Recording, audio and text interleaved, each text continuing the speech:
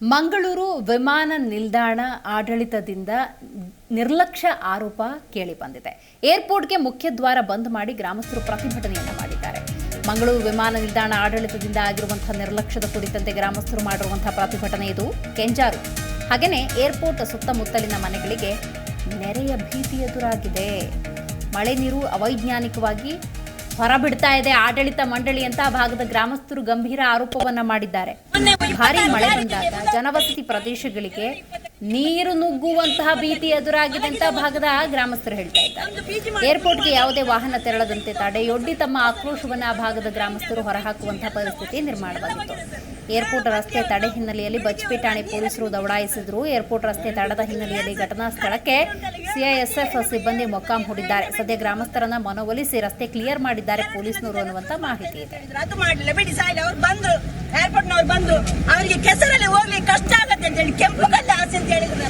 ನಾವು ನರಕ ಬರ್ತಾ ಇದ್ದೇವೆ, ಅಲ್ಲಿ ನೀರಲ್ಲಿ ಮುಳುಗಿದ್ದೇವೆ, ಮುಳುಗಿ ನೀರಲ್ಲಿ ಒಣಗಿಸ್ತಿದ್ದೇವೆ ಸರ್. ನಾವು ನೀವು ಬನ್ನಿ ಸರ್, ನೋಡ್ತೀರಾ, ಬನ್ನಿ, ನಾನು ಈಗ ಕರ್ಕೊಂಡು ಹೋಗ್ತೀನಿ. ಆಗ್ತೀರಾ ನಿಮ್ ಟಿವಿಯಲ್ಲಿ? ಅದಕ್ಕೆ ಏನ್ ಪರಿಹಾರ ಕೊಡ್ತಾರೆ ಹೇಳಿ ಸರ್. ಶನಿವಾರ ದಿವಸ ನಾವು 12 ಗಂಟೆ ಹೊತ್ತಿಗೆ 90,000 ಗ್ರೋಸರಿ ತಂದಿದ್ದು, 1 ರೂಪಾಯಿದು ಗ್ರೋಸರಿ ಇಲ್ಲ ನಮ್ಗೆ, ಗೊತ್ತಾ? ಯಾರಲ್ಲಿ ಹೇಳಿಲ್ಲ ನಾವು. 2:20ಗೆ ನೀರು ಬಂದ್ರೆ ನಾವು ಎಲ್ಲಿ ತಗೊಂಡು ಹೋಗುದು ಸರ್ ಅದನ್ನ? ಕರೆಂಟ್ ಇದ್ದಿದ್ರೆ ನಾವು 7 ಮಂದಿ 4 ವರ್ಷದಿಂದ ಉಂಟು ಸರ್. ಕರೆಂಟ್ ಇದ್ದಿದ್ರೆ ನಾವು 7 ಮನೆಯವರು ನನ್ನ ದೊಡ್ಡ ಮಗ ಏನ್ ಹೇಳ್ತಿದ್ದಾನೆ ಗೊತ್ತಾ? ಇವರ ಮನೆ ಗಂಡ ಫೋನ್ ಮಾಡಿ ಹೇಳಿದ್ರು, ಸ್ವಿಚ್ ತೆಗೀರಿ ಅಂತ ಹೇಳಿದ್ರು. ಸ್ವಿಚ್ ತೆಗೆಯುವ ಮುಂಜಾನೆ ಕರೆಂಟ್ ಇಲ್ಲ ಸರ್. ಇವನೇ ಜಿ ಕನ್ನಡ ನ್ಯೂಸ್ ಈಗ ನಿಮ್ಮ ಮನೆಯಲ್ಲೇ ನೋಡಿ.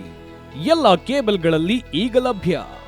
ಸನ್ Direct 292, Jio TV 1334, U digital 162, City cable 51, GTPL 17, Abhishek cables 821, Rockline telecommunication 51, Shri Basaveshwara number 60, Vinayaka digital number 53, In digital number 896ರಲ್ಲಿ.